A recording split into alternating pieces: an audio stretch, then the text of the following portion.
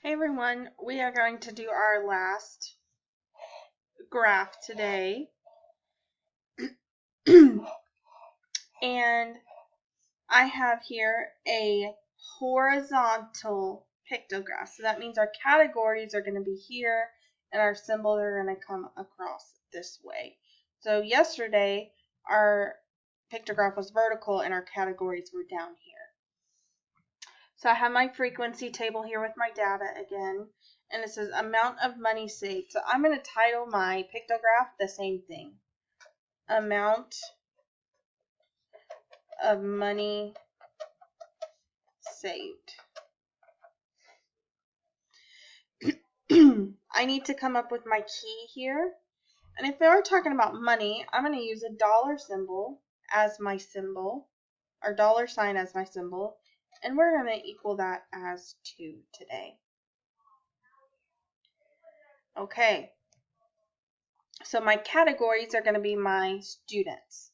So that's Bernie, Diego, Erwin, and Fred.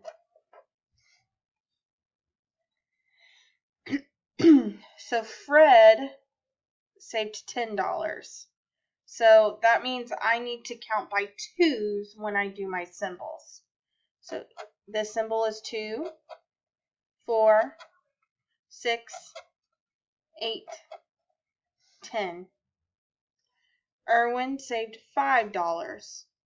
So that would be 2, 4. I can't do a whole symbol for Erwin because if I did a whole symbol for this next one, that would be 6. So that means I have to do half a symbol. So I'm going to try to do my best to draw half a symbol there. So that means 1.